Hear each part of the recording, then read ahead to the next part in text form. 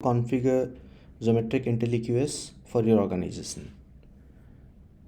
On the top left corner you see the Zometric logo. Besides that there is this hamburger icon. You can click on that. When you click on that you get configure, record, analysis and my view. Click on configure. Once you click on configure you will see many options as you can see here. Essentially in the configure feature you do things which you do at the beginning of setting up the software for your organization, and this is usually not tinkered around with frequently.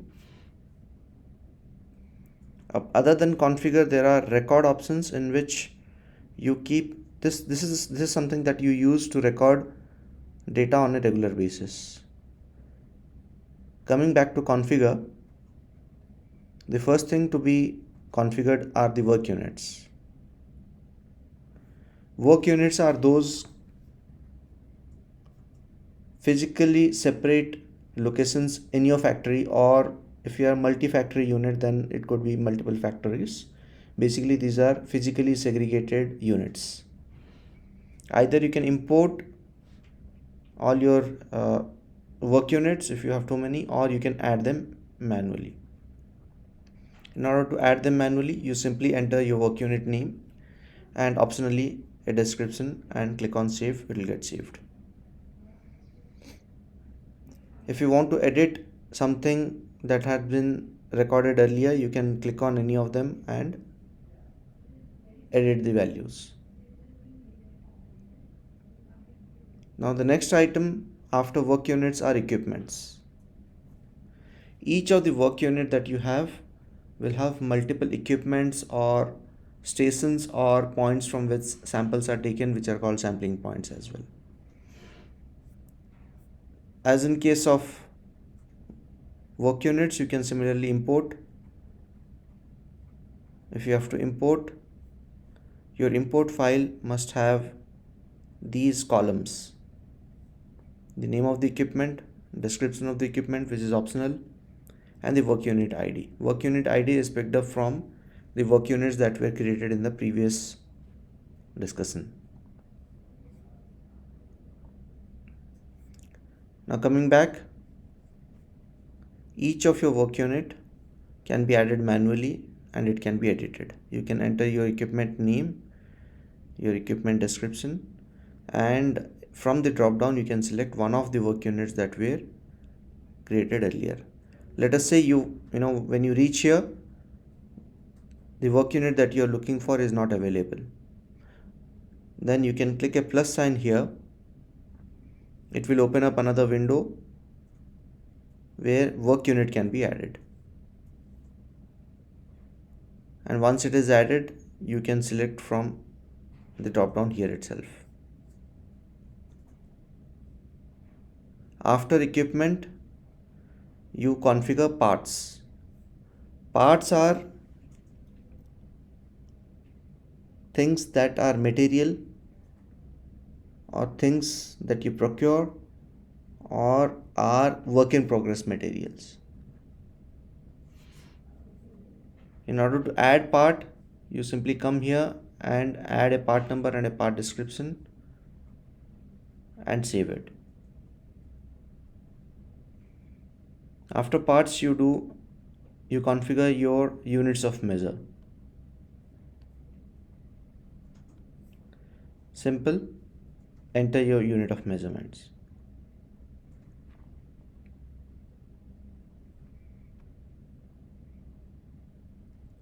Sampling frequency are the usual frequency of time after which you take sample for certain processes.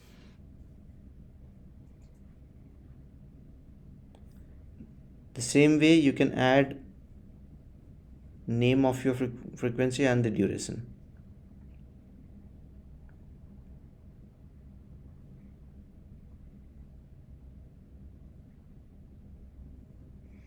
Once these things are configured, next item are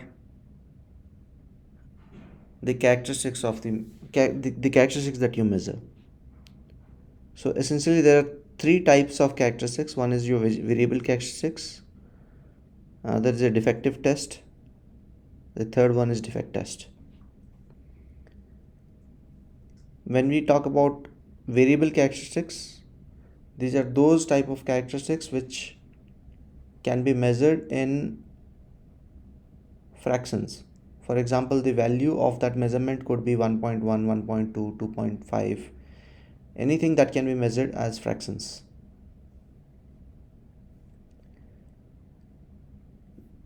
You configure your variable characteristics the way you configure other configurations. Next, you have variable part specifications. So not all measurements are taken on all the parts. So basically you can add specifications.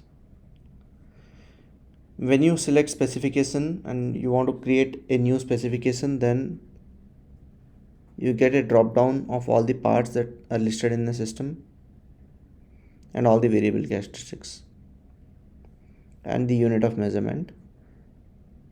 Lower specification limit, target, and upper specification limit, these are the values that you can set here.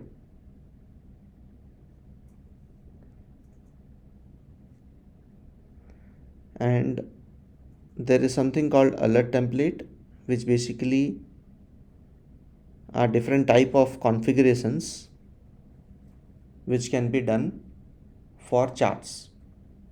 So depending on what configuration has been selected, the charts in your trend chart and other graphs in the software will behave differently. So for example, if you do not want to show USL, then take this off. If you want to show, tick it in. If you want to rename some of your specification limits or control limits, you can rename it here.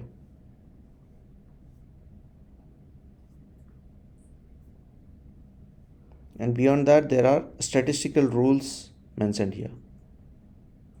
Which all statistical rule you want to activate, you can activate here.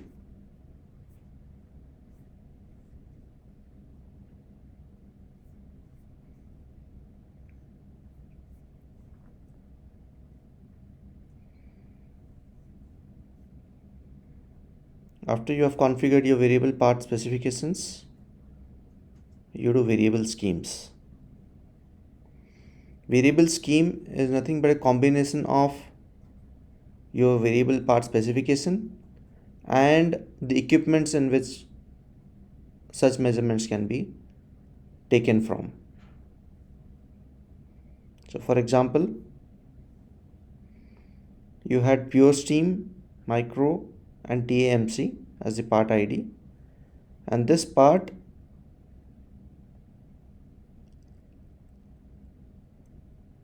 and this sampling is also taken from equipment ID UBPSG001.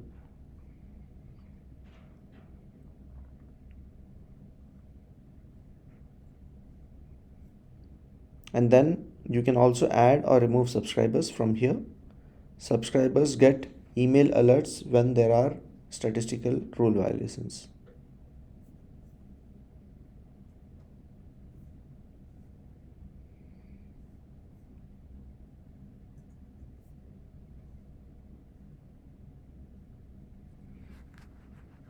Similarly, there are defective tests. In case of defective tests, you name the test, the conforming unit code, and the non-conforming unit code. As an example, let us say pathogen. Pathogen is your test for pathogens is compliant when it is absent. So conforming unit code is absent, non-conforming unit code is present. BET, conforming unit is complies not more than 0.25 EU per ml, and non-conforming unit code is doesn't comply.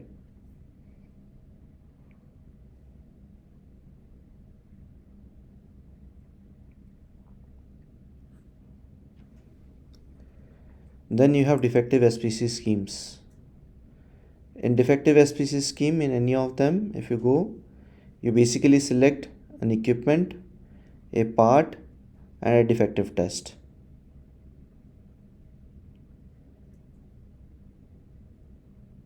And the subgroup size. So this information you fill in.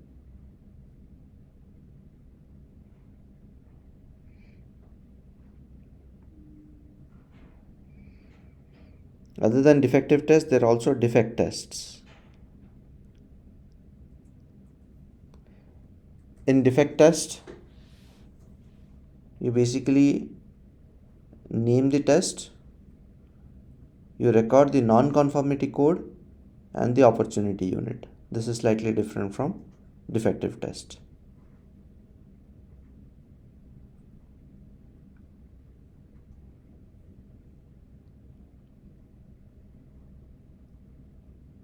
Similarly, defect SPC scheme is a combination of equipment, part, and the defect test.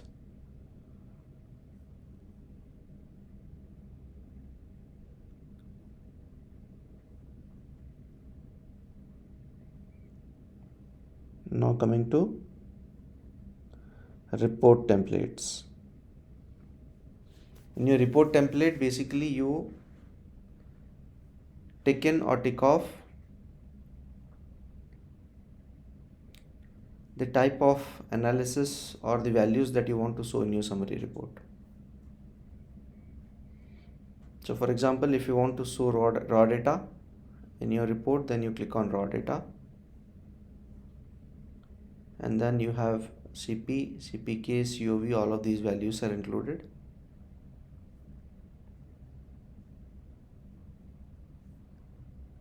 If you want to rename certain parameters, certain matrices, you can also rename here, and you can fill in certain configurations. So for example, in the header field you want to write a statistical analysis report, you can write here. In the header field T2 you want to write the name of a company, you can do that. You want to put the address, you can put up here, and then in the footer section you can put up any statement like prepared by, checked by, approved by, and the number of decimals that you want to show in your report.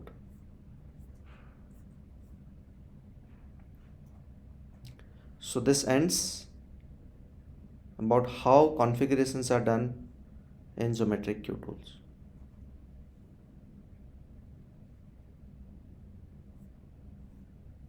Thank you.